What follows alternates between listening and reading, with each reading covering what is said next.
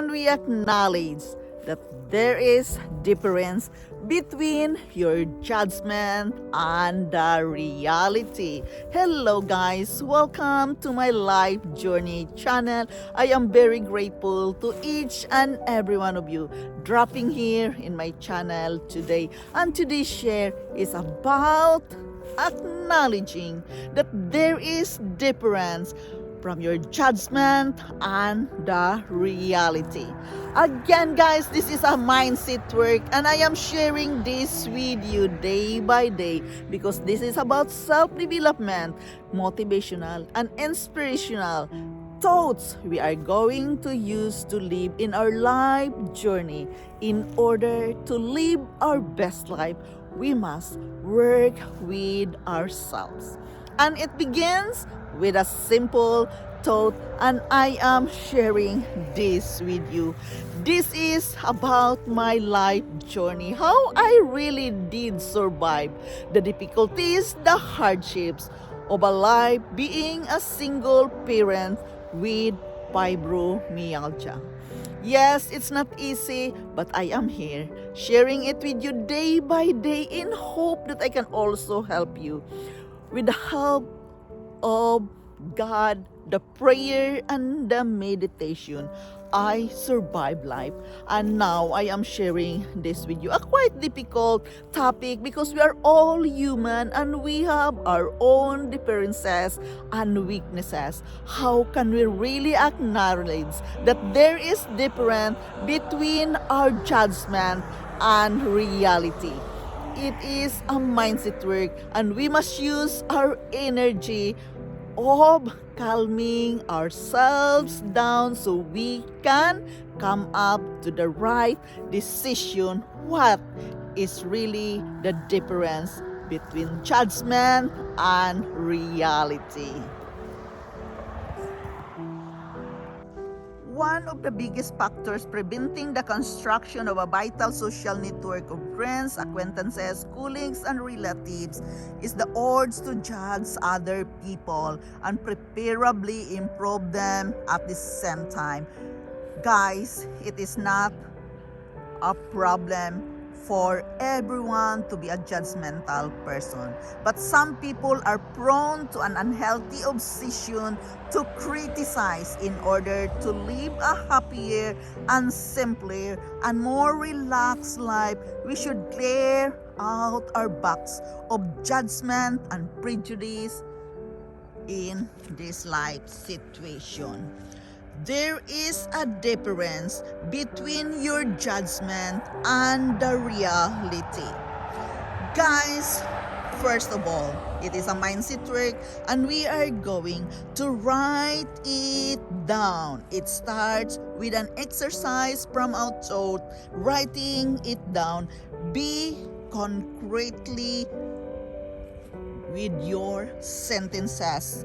Exercise your thoughts. It is important to actually write something on paper and more concretely to write the right sentences. Guys, it is very important to exercise our thoughts and minds. You know, because it is the jumble of negative judgment we carry around us.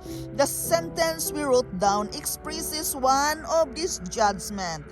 It describes how really we can acknowledge the difference between judgment and reality. You know, because being judgmental, we cannot, really think how people should behave. Guys, it's very important that we must differ judgment by their own very nature from reality. Reality describes how people actually behave. You know, guys, yes, it's about acknowledging how these people really behave in his own life. One judgment gives rise to further judgment. Therefore, it is very important that we have to acknowledge the difference between judgment and reality. Because, you are not really knowing the situation if you can just judge right away. You have to observe, you have to study the whole situation and separate reality, what is happening at that certain moment, why you judge things right away. Once judgment gives us rise to further judgment when we can thinking of go on in any other way. Yes, a way to understand the whole situation. It reinforces the negative orientation of the mind until it dominates the distorts perception. We must free ourselves the need to solve other people's problem. That's one thing too, guys. We must learn to realize that other people's problems is not always our own problem, except if it is a part of the family. Life can be divided into three areas itself. Life itself is the sense that is subject to natural laws. The sun rising in the morning, the weather, the fact that you have to die one day, all that clearly lies outside the sphere of influence. Live of other people. There is the area that you address in the writing exercise with the should sentence. Should it be this one and like that and this one and the other thing? It should be done like this or whatever. You must be concretely with your sentences to acknowledge the difference between judgment and reality. And remember, guys, your own life. The message of simplification is this: concern yourself exclusively with this third area. Constantly looking for solution to other people's problems can be a dreadful burden. Thinking about possible solution to their problems weighs upon your mind and soul. As the psychologist says, points out that there is nothing that simplifies life as much as restricting yourself to matters that yourself can change as well. Judgment about other people can, give you a heavier mood. You have to feel it, what is really going on. What makes you happy in this certain situation? Therefore, are you happy with your judgment? Or you can see the reality, the behavior of this person. You have to feel the anger, sadness, or anxiety when you want to help others. Therefore, you must learn the difference between judgment and reality. Facing reality while we are thinking critically about someone else who are, sacrificing at this very moment. We must learn to be such a harmless human being with the work with our thought. So, guys, compare it to judgment. Remember, guys, judgment causes unpleasant things which come under the general heading of stress, and distress have been brought about by nothing other than your own thoughts. You pay a high price for them because this critical judgment can isolate you.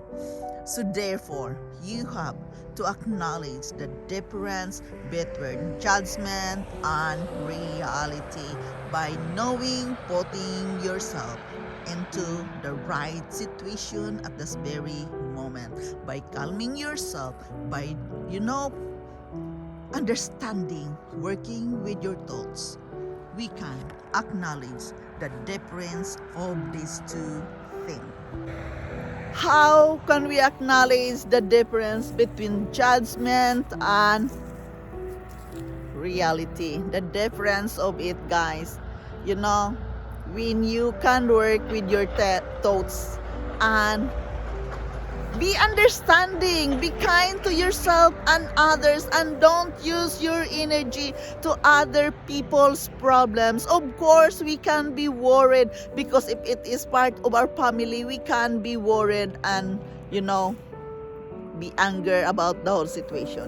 But avoid judgment, guys. The difference of judgment and reality. You have to learn that the real person is not really who he is when he is doing this mistake or that situation is happening at that certain moment. Don't be judgmental to the things what had happened. Be there with yourself. Listen and understand the whole situation. And as I told you, if you practice the power of prayer and meditation, it becomes easier to reach the right decision. Therefore, it is very important that we know how to acknowledge the difference between judgment and reality. Reality is about knowing the real person's behavior. So guys, again, this is Yundel, and I thank you so much for dropping here, joining me here in my life journey. I love you all, and bye-bye.